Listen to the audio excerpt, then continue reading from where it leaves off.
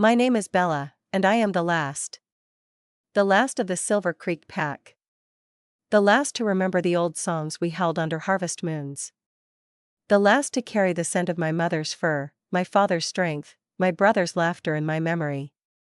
I've been alone for 3 years, 2 months, and 16 days. Not that I'm counting. Except I am. Every single day. They say time heals all wounds, but whoever said that never lost their entire family in one night. Never had to dig graves in frozen ground while your own blood still stained your hands. Never had to choose between dying with them or surviving alone. I chose survival. Some days, I'm not sure it was the right choice. I live in the mountains now, in a cabin that belonged to my grandfather. It's isolated, 15 miles from the nearest town, accessible only by a rough dirt road that becomes impassable half the year. That's exactly why I chose it. Up here, I don't have to pretend to be human. Up here, I can let the wolf surface without fear. Up here, I can grieve in peace. The cabin is simple: 1 bedroom, a kitchen with a wood-burning stove, a living room with windows that look out over the valley. I've made it mine over the years. Books line the shelves, most of them about wildlife and wilderness survival. There's a garden out back where I grow what I can. And there's the forest, endless and ancient, where I run when the moon calls to me. I work remotely as a translator. French, Spanish, Italian, languages my mother taught me during long winter nights when I was a child. It pays enough to keep me fed and independent. I don't need much. The wolf in me prefers the simple things: meat, shelter, open spaces to run. Most importantly, the work keeps me isolated. Video calls off. Email only. No questions about why I never come to the office, why I'm never available during full moons, why my background check shows a past that ended abruptly 3 years ago. I thought I had it all figured out. I thought I could live like this forever, half alive, half wild, completely alone. Then Andrew came to Silver Creek Valley, and everything changed. The photographer. I first caught his scent on a Tuesday morning in late September. I was in the forest, checking the trail cameras I'd set up to monitor the deer population. It's something I do to feel useful, to pretend I'm still part of the natural order of things. The cameras help the local wildlife rangers, though they don't know it's me who maintains them. That's when I smelled him. Human. Male. Unfamiliar. My wolf stirred immediately, defensive, territorial. This was my mountain. My sanctuary. What was a stranger doing this deep in the woods? I followed the scent, moving silently through the underbrush. Years of living as both human and wolf have made me expert at moving through the forest without a sound. I found him about half a mile from my nearest camera, crouched beside a stream, his attention fixed on something across the water. He was tall, lean, with dark hair that curled slightly at his neck. He wore practical hiking clothes, worn jeans, a flannel shirt, a vest with too many pockets. An expensive camera hung around his neck, and he was so focused on whatever he was photographing that he didn't notice me approach. I stayed downwind, watching. The wolf in me catalogued everything: his steady heartbeat, the calm rhythm of his breathing, the way his hands moved with careful precision as he adjusted his camera settings. Not a hunter. Not a threat. Just curious. He was photographing a fox kit playing near the water's edge. I watched him watch the fox for nearly 20 minutes. He didn't move, didn't make a sound that might startle the young animal. He just waited, patient and still, until the kit did something particularly charming, pouncing on its own reflection in the water, and then his camera clicked softly. The sound startled the fox, which bounded away into the undergrowth. The man lowered his camera and smiled, and something in my chest tightened unexpectedly. "Sorry, little one," he said softly to the departed fox. "But that shot was worth it." His voice was gentle, warm. Kind. I should have left then. Should have gone back to my cabin and forgotten about the stranger in my woods. But I didn't. Instead, I stepped on a branch deliberately, announcing my presence. He spun around, not startled exactly, but alert.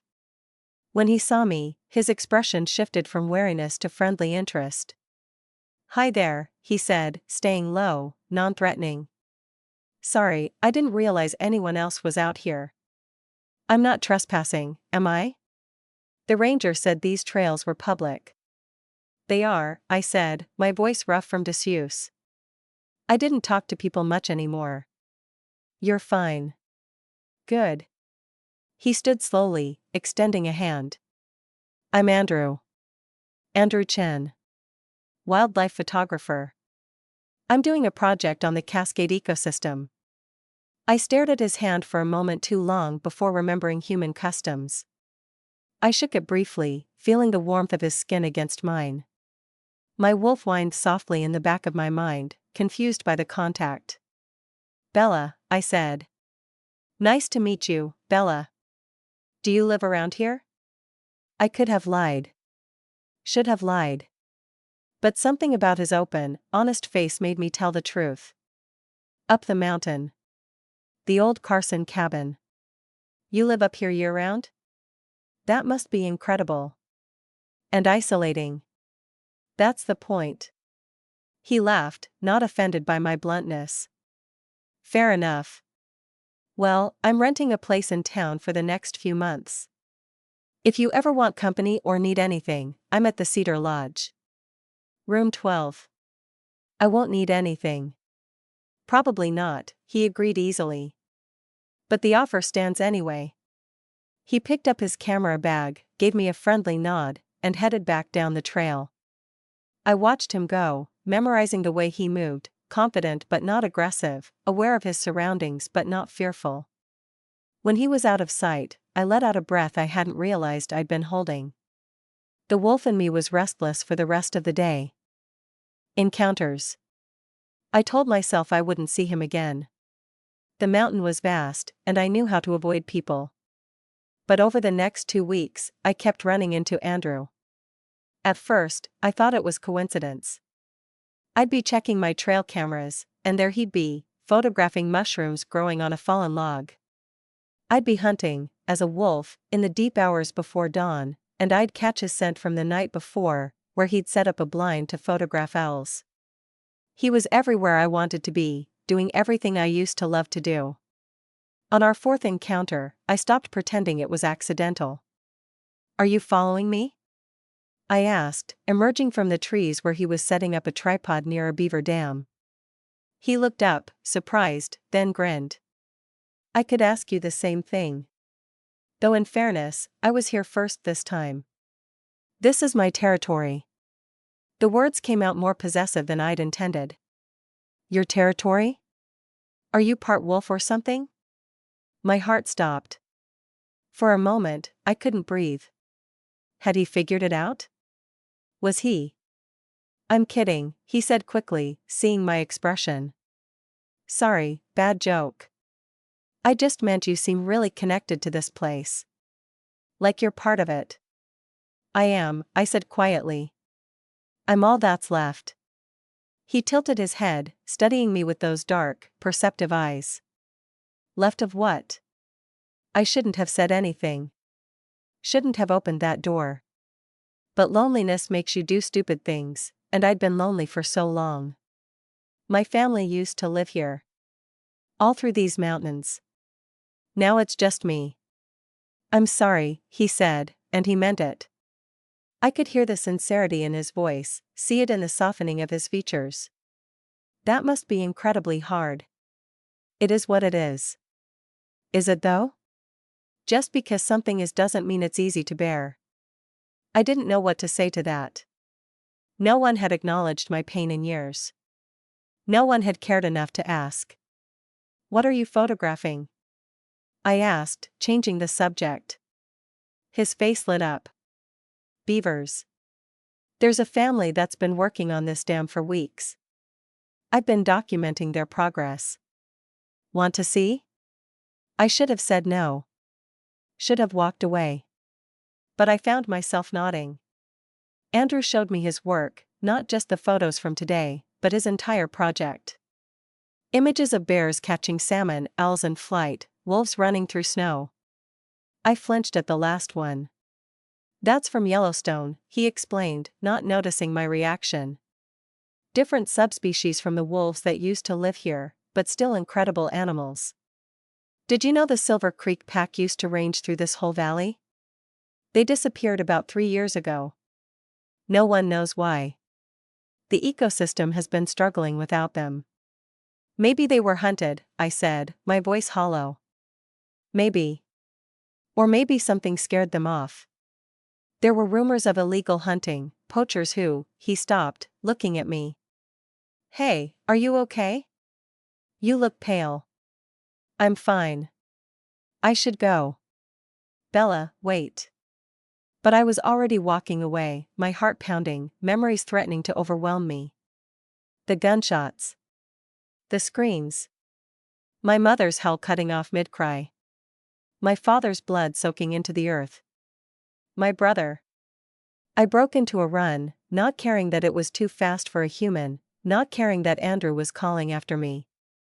I ran until I reached my cabin, until I could lock the door and slide down against it, trembling. The wolf in me wanted to hunt down whoever had told Andrew about my pack. Wanted to find the poachers who'd killed my family and tear them apart. But the human in me knew it wouldn't bring them back. Knew that revenge was a poison that would destroy what little of me remained. I spent that night curled up on my bed, wrapped in one of my mother's old blankets, letting myself cry for the first time in months. The gift. I avoided the forest for 3 days after that. It wasn't hard, the full moon was approaching, and I needed to prepare anyway. Stock up on food, secure the cabin, make sure I'd be safe when the change came. The full moon is both a blessing and a curse for my kind. It's when we're strongest, fastest, most alive. But it's also when we have the least control. Young wolves, newly turned wolves, they can't control the change at all during the full moon. They become pure instinct, pure wolf. I'm not young anymore. I've been shifting since I was 13, learning control under my parents' patient guidance. I can resist the full moon if I have to, though it's painful.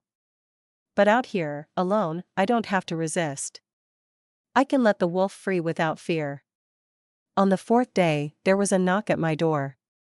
I froze. No one came up here. No one even knew exactly where I lived except. Bella? It's Andrew. I brought you something. I considered not answering. Considered pretending I wasn't home. But curiosity won out. I opened the door a crack, keeping my body blocking the entrance. Andrew stood on my porch, looking slightly uncertain but determined. He held a package wrapped in brown paper. Hi, he said. I wanted to apologize. For the other day. I didn't mean to upset you talking about the Silver Creek pack. I should have been more sensitive. It's fine. It's not, actually.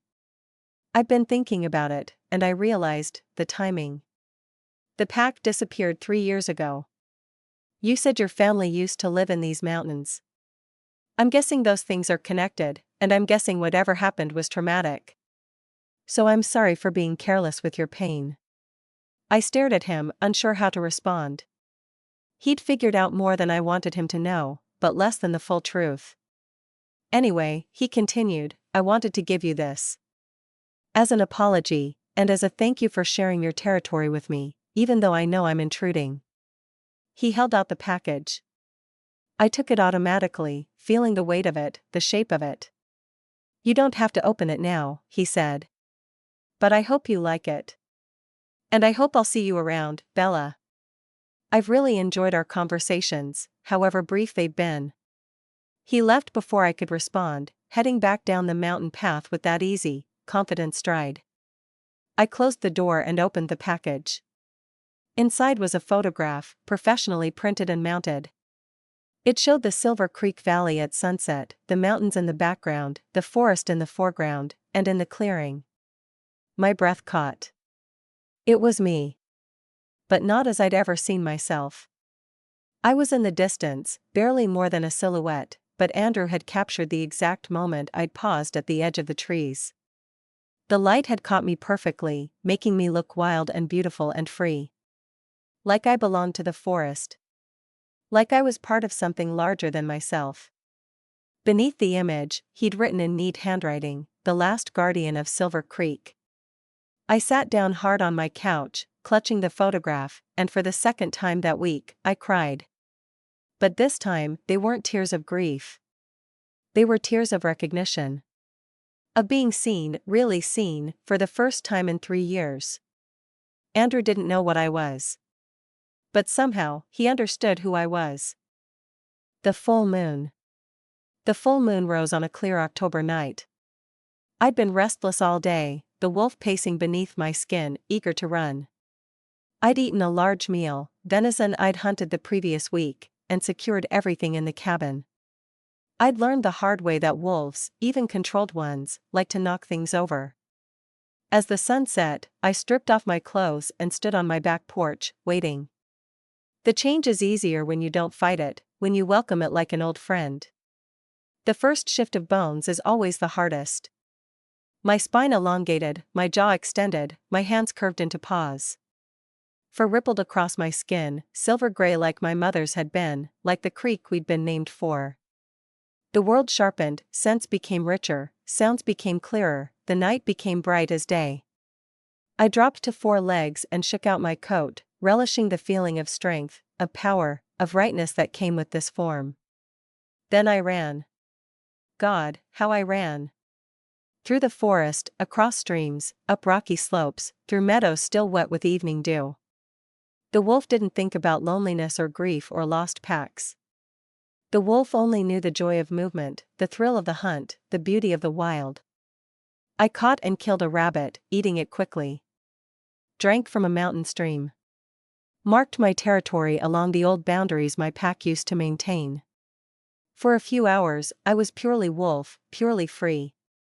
Then I caught a familiar scent on the wind. Andrew. The wolf's ears pricked forward. What was he doing out here at night? During a full moon? Didn't he know there were predators in these woods? Didn't he know there were things more dangerous than bears or mountain lions? I followed his scent, moving silently through the darkness. Found him sitting on a fallen log near a small clearing, his camera trained on the sky. He was photographing the moon. I should have left. Should have stayed hidden. But the wolf was curious, and so was I. I crept closer, staying in the shadows, watching him work. I know you're there, he said quietly, not lowering his camera. I froze. I've been photographing wildlife for 10 years. I know when I'm being watched. You can come out. I won't hurt you. He thought I was just a wolf. A normal wolf. He didn't know. I should have run. Should have disappeared back into the forest. But something in me wanted him to see. Wanted him to know, even if he didn't understand. I stepped into the moonlight. Andrew's breath caught. Slowly, carefully, he lowered his camera and turned to look at me. My God, he whispered. You're beautiful. The wolf in me preened at the compliment. I was larger than a normal wolf, my coat more silver than gray, my eyes more aware than they should be. If he looked closely, he might notice. Might wonder. I've heard the stories, he said softly. About the Silver Creek wolves. They say the last one disappeared 3 years ago, but I've seen signs. Tracks too large to be normal wolves. Territorial markings that are too deliberate, too intelligent. I've been hoping to see you. He thought I was just a wolf. A large, unusual wolf, but still just a wolf. I should have been relieved. Instead, I felt disappointed. Can I photograph you? He asked. I promise I won't publish anything without permission. I won't tell anyone where you are. I'd like to remember this moment. The wolf considered. Normally, being photographed was dangerous. Evidence was dangerous. But Andrew had already proven he could be trusted with secrets. He'd kept my human presence on the mountain quiet, hadn't told the rangers about me, hadn't brought other photographers up here. I sat down, regal and still, and let him take his pictures. He worked quickly, efficiently, his camera clicking softly in the night. Then he lowered it and just looked at me. "Thank you," he said. "For trusting me. For letting me see you. I know you're rare. Special. Maybe the last of your kind. That must be lonely. If he only knew." I stood, ready to disappear back into the forest. But before I left, I did something reckless. I walked closer to him, close enough that he could reach out and touch me if he wanted. He didn't. He just sat very still, barely breathing.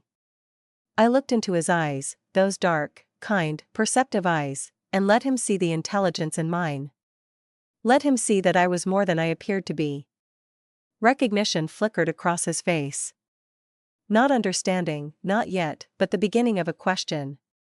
Then I turned and ran, disappearing into the darkness, leaving him alone with the moon and his questions.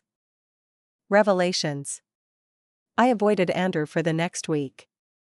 Not because I was afraid of him, but because I was afraid of myself. Afraid of how much I wanted to see him. Afraid of what I might reveal if I spent too much time in his presence. But the universe, it seemed, had other plans. I was in town, something I rarely did, picking up supplies at the general store.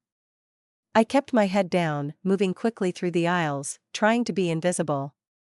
"Bella?" I turned. Andrew stood at the end of the aisle, holding a bag of coffee, looking surprised and pleased.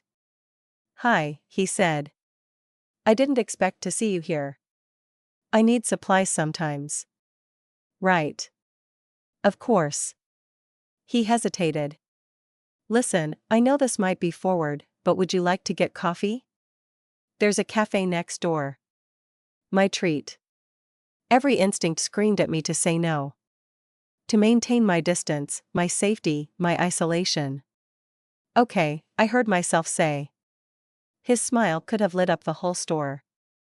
20 minutes later, we sat across from each other in the small cafe, cups of coffee steaming between us.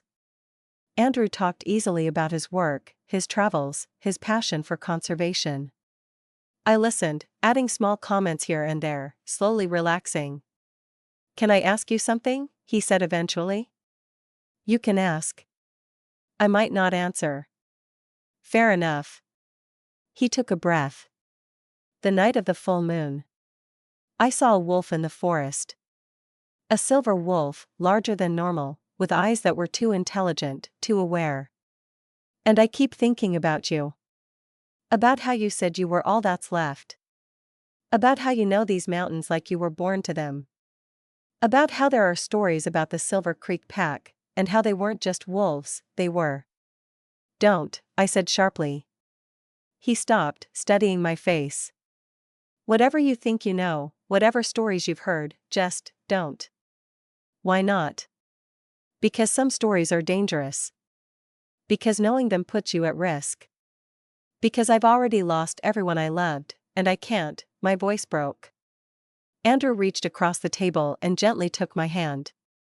His skin was warm, alive, human. "I'm not afraid," he said quietly. "And I'm not going anywhere. Whatever you are, Bella, whatever you're hiding, it doesn't change the fact that you're the most interesting person I've met in years. It doesn't change the fact that I'd like to know you better. You don't know what you're asking. So tell me. Help me understand." I looked into his eyes and saw only sincerity. No judgment. No fear. Just genuine curiosity and something else. Something that made my heart beat faster. "Not here," I whispered. "Not now. But, maybe. Someday." "I can wait," he said. "I'm patient. It's a photographer thing." Despite everything, I smiled. We talked for another hour. About small things, safe things. Books we'd read, places we'd traveled, dreams we'd had as children. It was the most normal conversation I'd had in years, and it felt like coming home. When we finally left the cafe, the sun was setting. Andrew walked me to my truck. Can I see you again? He asked. You live in my forest. You'll see me whether I want you to or not. True. But I'd like to see you intentionally. Maybe dinner? I make a mean spaghetti. The wolf in me growled softly. Dinner meant being indoors with him. Meant being in close quarters. Meant risking exposure if the moon pulled at me unexpectedly. The human in me was tired of being alone. Okay, I said. But at my cabin. I don't do well in town. Your cabin it is. Friday night? Friday night. I drove back up the mountain with my heart racing and my mind spinning. What was I doing? This was dangerous. This was stupid. This was going to end badly. But God help me, I couldn't wait for Friday. Dinner and truth. Friday came too quickly and not quickly enough. I cleaned my cabin for the first time in months, suddenly seeing it through Andrew's eyes. The books on wolves and wilderness survival. The lack of photos or personal items. The heavy curtains I kept drawn during full moons. The reinforced door locks. I thought about hiding some of it, making my space seem more normal. But what was the point? Andrew was already asking questions. Already suspecting. Maybe it was time to stop hiding. He arrived at sunset, carrying a bag of groceries and wearing a soft smile that made something in my chest ache. Nice place, he said, looking around. Cozy. Very you. Is that a compliment? Definitely. I like that you're not trying to impress me. I don't know how to impress people anymore. You don't need to. You're already impressive. He cooked while I watched, moving comfortably in my small kitchen like he'd been there 100 times before. He talked as he worked, telling me about a family of foxes he'd been photographing, about the light in the valley at dawn, about how much he loved this wild, quiet place. Why wildlife photography? I asked. Why not portraits or landscapes or something more profitable? Because wild things are honest, he said. They can't pretend to be something they're not. They just are. I find that beautiful. Refreshing. Real. Even when they're dangerous? Especially then. Danger is just another word for powerful. For alive. For worth respecting. We ate dinner on my porch, watching the stars come out. The food was good, the company was better, and for a while, I let myself pretend this was normal. That I was normal. That I was just a woman having dinner with a man she was starting to care about. Tell me about your family, Andrew said gently. If you want to. If you're ready. I wasn't ready. But I was tired of carrying the weight alone. We lived here, I started slowly. My parents, my brother, and me. And others. A whole community, spread through these mountains. We were close. Connected in ways that are hard to explain. The pack, he said quietly. I looked at him sharply. What do you know about packs? Only what I've researched. Only what the stories say. That the Silver Creek pack wasn't just wolves. That they were something more. Something between human and animal. Something magical. Not magical. Just different. Werewolves, he said, not a question but a statement. The word hung in the air between us. I could deny it. Could laugh it off as ridiculous. Could maintain the lie. Instead, I met his eyes and nodded once. I thought so, he breathed. The wolf I saw. That was you, wasn't it? Yes. And your family? The pack that disappeared? Hunters. Poachers who'd heard the stories and wanted trophies. They came during a full moon, when we were all transformed, vulnerable. They killed everyone. My mother, my father, my brother, everyone. I only survived because I was young, fast. Because I ran instead of fighting. Tears streamed down my face, but I didn't look away from him. I hid in the mountains for 3 days, listening to them search for me. listening to them talk about the animals they'd killed, the pelts they'd taken. When they finally left, I went back and buried what was left of my family. Then I came here, to my grandfather's cabin, and I've been alone ever since. Andrew's face was pale, stricken. Bella, I'm so sorry. God, I can't imagine. I'm telling you this because you asked. Because you deserve to know what you're getting involved with. Because if you're going to run, you should run now, before this gets any more complicated. Why would I run? Because I'm not human. Because I'm dangerous. Because loving me means accepting something most people think is impossible. Did you say loving? He asked softly. I froze. I hadn't meant to say that. Hadn't meant to reveal how much he'd already come to mean to me. I'm not running, Andrew said, standing and crossing to where I sat. He knelt in front of me, taking my hands in his. I'm not afraid of what you are, Bella. I'm in awe of it. And I don't care if you're human or wolf or something in between. I care that you're kind and strong and real. I care that when you smile, which is rare, it lights up your whole face. I care that you've survived something that should have destroyed you and you're still capable of trust, of connection, of this. Andrew. I'm falling for you, he said simply. Have been since the first time I saw you in the forest, moving like you were part of the trees themselves. And knowing the truth doesn't change that. It only makes me admire you more. I pulled my hands from his and stood, pacing to the edge of the porch. You don't understand what you're saying. What this means. I could hurt you.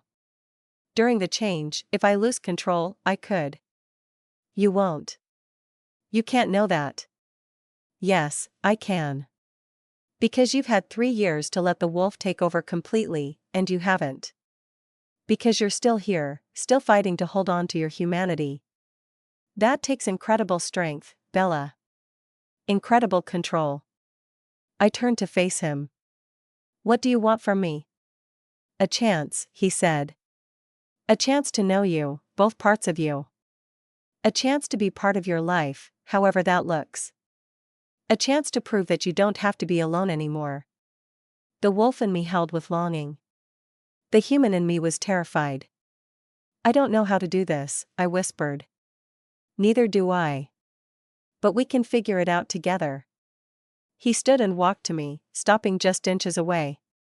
Close enough that I could feel his warmth, smell his scent, coffee and pine and something uniquely him.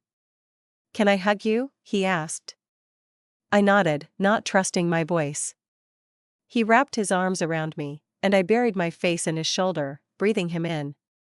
It was the first real human contact I'd had in 3 years, and it felt like coming home after a long, cold exile.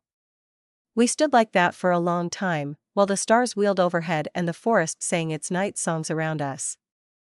Learning each other. The next few weeks were a revelation. Andrew didn't just accept what I was, he was fascinated by it. He had 1,000 questions, most of which I'd never thought about. What's it like, changing form? He asked one afternoon while we hiked through the forest together. Like, stretching a muscle you didn't know you had. Painful at first, when you're young, but then it becomes natural. Easy. Like breathing. Do you think like a wolf when you're transformed? Yes and no. The instincts are stronger, the emotions simpler. But I'm still me. Still aware. Just experiencing the world differently. And the full moon? Makes the change inevitable. Strengthens the wolf. But I can still shift other times too, just not as easily. He was quiet for a moment. Will you let me see? The transformation, I mean. Only if you're comfortable. I looked at him, startled. Why would you want to see that? Because it's part of who you are. Because I'm curious. Because I want to understand all of you, not just the parts that are easy or comfortable. That night, under a waning moon, I showed him. We went to a clearing near my cabin. I stripped down, too used to the necessitating of the change to be self-conscious about nudity. Andrew kept his eyes respectfully averted until I was ready. Okay, I said. Watch. I let the change come, slower than usual so he could see every stage. The shift of bones, the sprouting of fur, the elongation of spine and limbs. It hurt more this way, fighting my body's desire to change quickly, but I wanted him to understand. When it was done, I stood before him as a wolf, panting slightly from the exertion. Andrew's eyes were wide, awestruck. "Bella," he breathed. "That's incredible. You're incredible." I walked closer, letting him see me fully. He reached out slowly, asking permission. I nuzzled his hand, and he ran his fingers through my fur, gentle and reverent. "Beautiful," he murmured. "So beautiful."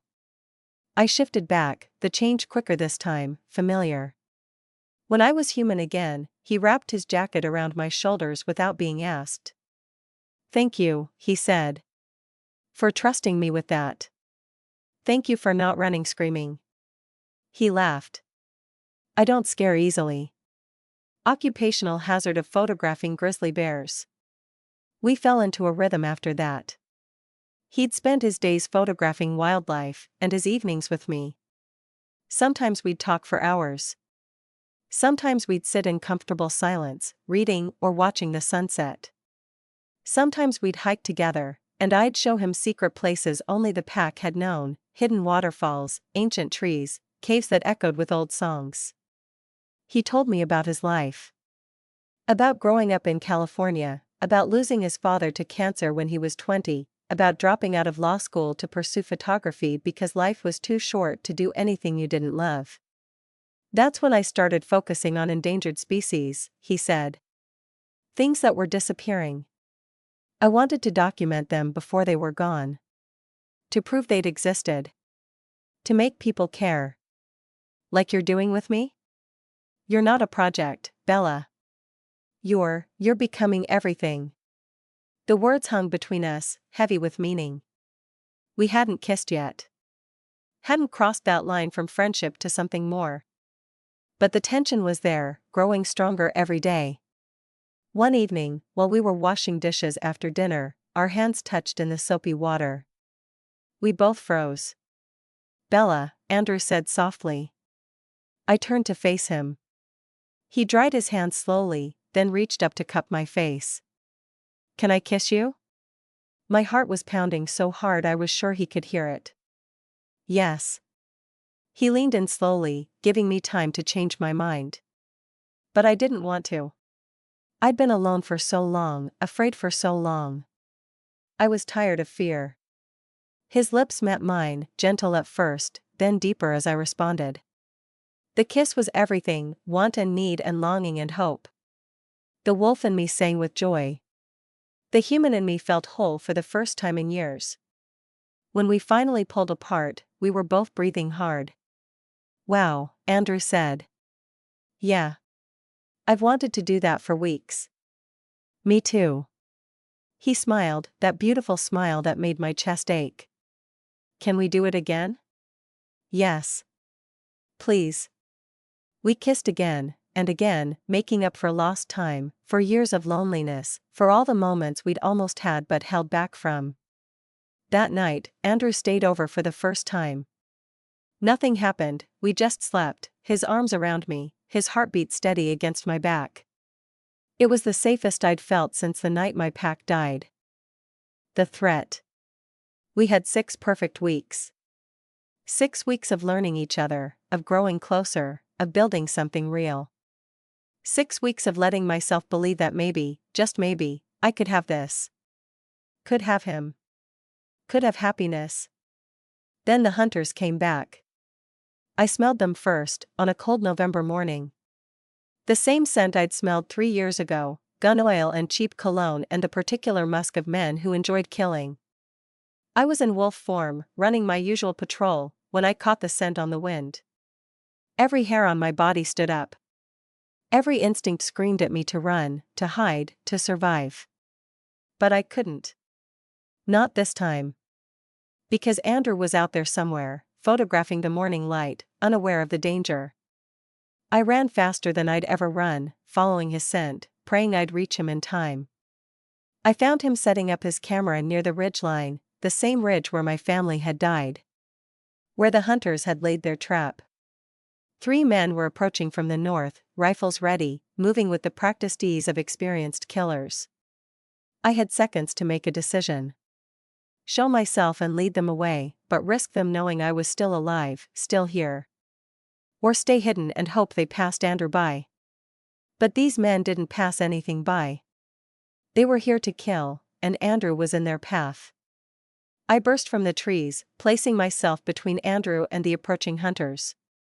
He spun around, startled, then saw the men and went very still. Well, one of the hunters said, raising his rifle. Looks like we got ourselves a big one, boys. Biggest wolf I've ever seen. That's no regular wolf, another said. Look at the size of it. The coloring. That's one of them Silver Creek wolves. Thought we got 'em all last time. Not all, the first hunter said, aiming. But we will now. No. Andrew shouted, stepping forward. Don't shoot. That's a protected species. Protected? The hunter laughed. Son, there ain't nothing protected about these creatures. They're abominations. Monsters. And we're doing the world a favor by putting them down. I growled, low and deep, every tooth bared. The wolf in me wanted to tear them apart. Wanted revenge for my family, for my pack, for everything they'd taken from me. But the human in me knew that would make me exactly what they thought I was. A monster. Andrew moved slowly, deliberately, putting himself between me and the hunters. You'll have to shoot me first, he said calmly. Andrew, no, I wanted to say, but all that came out was a whine. Move aside, son. This doesn't concern you. It does concern me. That wolf is under my protection. I'm a wildlife photographer working with the National Park Service, documenting endangered species. If you kill it, you'll be violating federal law. It was a lie. A beautiful, brave lie. The hunters hesitated, uncertain. Check his story, the third hunter said. My cousin works for the Park Service. If he's lying. He's not lying, a new voice said. We all turned. A woman in a Park Service uniform emerged from the trees, her hand on her sidearm. I'm Ranger Martinez, she said firmly. And Mr. Chen is correct. This area is under federal protection, and so is that wolf. Lower your weapons. Now. The hunters looked at each other, then slowly lowered their rifles. This ain't over, the first hunter said. Things like that don't deserve to live. That's not your decision to make, Ranger Martinez said. Now get off federal land before I arrest you for trespassing and threatening a protected species. The hunters left, but slowly, with many backward glances. I could see the calculation in their eyes. They'd be back. As soon as they were out of sight, I bolted into the trees. I couldn't let the ranger see me transform. Couldn't risk that exposure. I heard Andrew calling my name, my human name, but I kept running. Back to my cabin, where I shifted and threw on clothes, my hands shaking. Andrew arrived 10 minutes later, out of breath. Bella. Thank God. Are you okay? How did the ranger know? I demanded. How did she know to be there? I called her. Last week, when I saw fresh boot prints and cigarette butts on the ridge. I had a bad feeling, so I asked her to keep an eye out during her patrols. You knew? You knew they might come back? I suspected. I've been researching what happened to your pack. There were reports of poachers in the area 3 years ago, but they were never caught. I thought if they'd gotten away with it once. You should have told me. Would you have let me help if I had? Or would you have run again? I sank onto my porch steps, suddenly exhausted. You could have been killed. They would have shot you without hesitation. But they didn't. And you're safe. That's what matters. For how long? They'll be back, Andrew. They know I'm here now. They won't stop until. Then we'll be ready. Ranger Martinez is officially opening an investigation. She's putting cameras on the ridge, increasing patrols. Those men won't be able to set foot on this mountain without being caught. That won't stop them. Maybe not. But you're not alone this time, Bella. You don't have to face this by yourself. I looked up at him, this man who'd risked his life for me without hesitation. Why? Why would you do this? Why would you put yourself in danger for someone like me? He knelt in front of me, taking my hands. Because I love you. All of you. Human, wolf, everything in between. And I'm not letting anyone take you from me. Not hunters, not fear, not anything. Andrew. I love you, he said again, firm and sure. And I know you feel the same way. I can see it in how you look at me. How you trust me. How you let me in when you've kept everyone else out. He was right. I did love him. Had loved him for weeks, maybe from that first moment in the forest when I'd watched him photograph the fox kit with such gentle patience.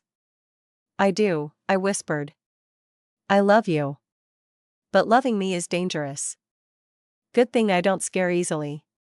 Despite everything, I smiled. You're ridiculous. And you're extraordinary. We're a good match. He pulled me into his arms, and I let myself hold on tight, let myself believe that maybe this could work. That maybe I didn't have to be the last one standing. That maybe I could have this, have him, and survive. The choice. The hunters didn't come back immediately, but their presence hung over us like a storm cloud. Ranger Martinez was true to her word. She increased patrols, installed cameras, even brought in additional rangers from neighboring districts. But we all knew it wasn't enough. Determined poachers were patient, clever. They'd wait for their moment. Andrew suggested I leave. Find a new territory, start over somewhere the hunters couldn't find me. Run again? I said bitterly. Hide again? For how long? They found me here. They'll find me anywhere. Then let me help you disappear. Really disappear. New identity, new location, somewhere remote. And what about you? Would you come with me? He hesitated, just for a second, but it was enough. You have a life, I said. A career. You can't just abandon everything because of me. I could. I would. If it meant keeping you safe. But you'd resent it. Eventually. And I'd hate myself for asking. We were in my cabin, the fire burning low, neither of us wanting to face the truth of our situation. What do you want to do? Andrew asked quietly. I want to stop running. I want to stop hiding. I took a breath. I want to fight. Bella, there are 3 of them and 1 of you. I've survived worse odds. Barely. And you were lucky. So I'll be lucky again. Or I won't. But either way, I'll have made a choice instead of letting fear make it for me. Andrew ran his hands through his hair, frustrated. There has to be another way. Something that doesn't end with you dead or in hiding. I knew he was right. Fighting the hunters was stupid, reckless, exactly the kind of thing the wolf wanted and the human knew better than to do. But I was so tired of being prey. What if, Andrew said slowly, we exposed them first? What if we gathered evidence of what they did 3 years ago and turned it over to the authorities? They'd go to prison. They couldn't hunt you from prison. You'd need proof. Witnesses. Something more than my word against theirs. The pelts. You said they took pelts. They must have sold them somewhere, to someone. That's evidence. That's trafficking in endangered species. Hope flickered in my chest. That could work. But how do we find the pelts? We start with the hunters. Find out who they are, where they've been, who they associate with. I'm good at research. And Ranger Martinez has resources, contacts. If we do this, they'll know we're onto them. They'll come after us harder. Then we move fast. And we're careful. I looked at him, this brave, stubborn, wonderful man who'd walked into my wilderness and refused to leave. Okay, I said. We try it your way first. But if it doesn't work, we'll figure something else out. Together. Over the next 2 weeks, Andrew became a detective. He tracked down the hunters' names through Ranger Martinez's contacts. Found their social media accounts, their hunting forums, their bragging posts about past kills. And there, buried in a 3-year-old forum thread, was a photo. One of the hunters, standing over a pile of gray fur, grinning like he'd won the lottery. "That's my mother," I said, my voice breaking. Andrew squeezed my hand. "I know. I'm sorry. But it's evidence." We traced the pelts to a private collector in Seattle, a man who specialized in exotic furs. Ranger Martinez got a warrant. When they raided his collection, they found not just my family's pelts, but evidence of dozens of other illegal kills. The collector made a deal. He'd testify against the hunters in exchange for a lighter sentence. It took 6 weeks, but finally, the arrests were made. All 3 hunters, charged with multiple counts of poaching, trafficking in endangered species, and illegal hunting on federal land. They'd spend years in prison. Maybe decades. I should have felt triumphant. Vindicated. But mostly, I just felt exhausted.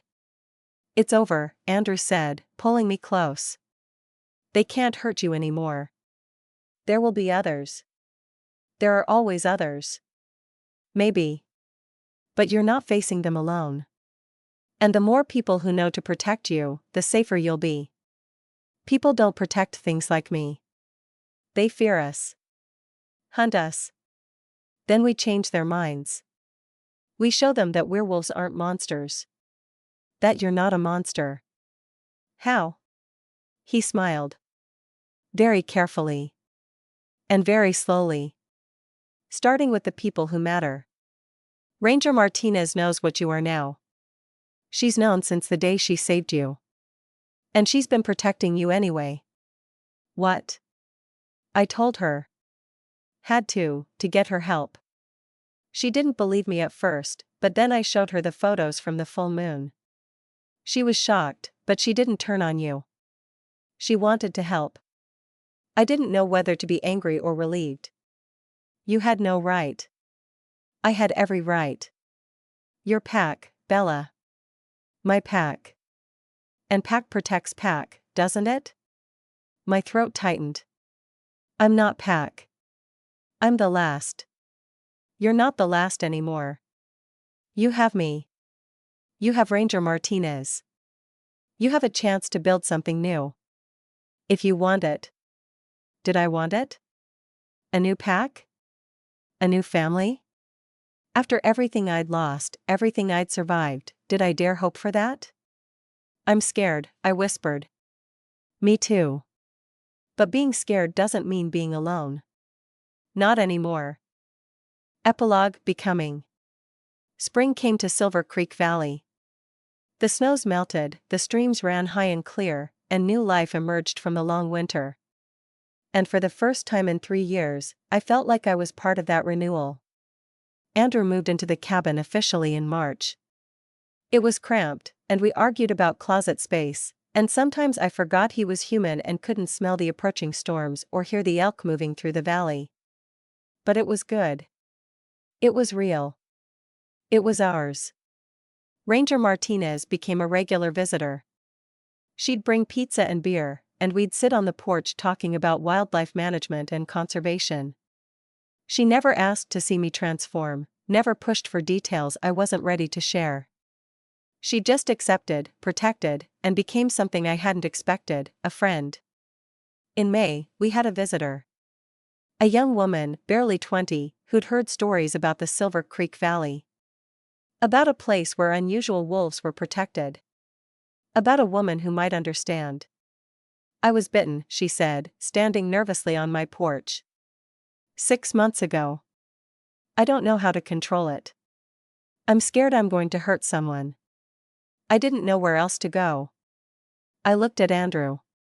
He nodded encouragingly. Come in, I said to the girl. Tell me your story. Her name was Maya. She'd been attacked by a rogue wolf in Montana, infected, abandoned.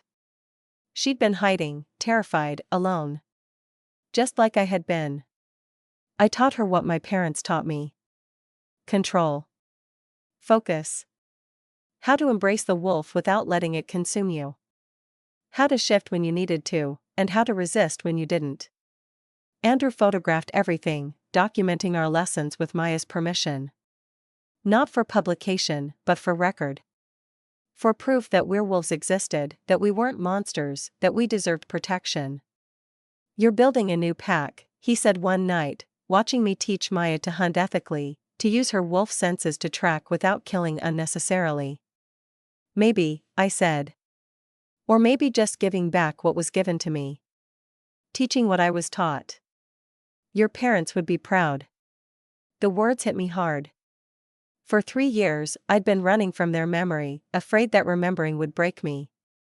But now, helping Maya, I felt closer to them than I had since they died. In June, another werewolf found us. Then another. Word was spreading, quietly, carefully, through the hidden networks of our kind. Silver Creek Valley was a safe place. A sanctuary. A new home. By summer, there were 5 of us. Not a pack, not yet. But the beginning of one. We ran together under the full moon. We hunted together, always ethically, always carefully. We protected each other, and the valley, and the secret that kept us safe. And slowly, carefully, we began to reach out. To Ranger Martinez's contacts in the Park Service. To wildlife biologists who could be trusted. To people who understood that conservation wasn't just about protecting what was known, but about preserving what was hidden. Andrew's photographs became part of a larger project, a documentary about endangered predators, about the importance of apex species in ecosystems, about what we lose when we let fear drive extinction. He never revealed what we were. Never used our real names or showed our faces clearly. But the message was there, subtle and powerful. Some things that seem dangerous are only trying to survive. On a warm August night, Andrew and I hiked to the ridge where my family had died. Where I'd faced the hunters. Where everything had almost ended. I want to ask you something, he said, pulling out a small box. My heart stopped. I know this is complicated, he said. I know that marrying a werewolf isn't exactly conventional. But you're it for me, Bella. You're my pack, my home, my everything. Will you marry me? The ring was simple, a silver band with a moonstone, glowing pale in the starlight. Yes, I said, tears streaming down my face. Yes, absolutely yes. He slipped the ring on my finger, and I pulled him close, kissing him under the stars, in the place where my old life had ended and my new one had begun. We married in September, in the clearing near my cabin. Ranger Martinez officiated. The new pack members were our witnesses. It was small, simple, perfect. And when the full moon rose that night, we ran together, me in wolf form, Andrew keeping pace as best he could on 2 legs, the rest of the pack racing alongside us. I howled, long and pure, and the others joined in. Our voices rose together, echoing through the valley, claiming this place as ours. Not in defiance, but in celebration. I was no longer the last of my pack. I was the first of something new. The Silver Creek pack lived again, different but enduring. And this time, we wouldn't face the world alone. We'd face it together, wolf and human, wild and civilized, old magic and new hope. I looked at Andrew, running beside me with joy on his face, and then at the wolves who'd become my family, and I felt something I thought I'd lost forever. I felt like I belonged. My name is Bella, and I am not the last. I am the beginning.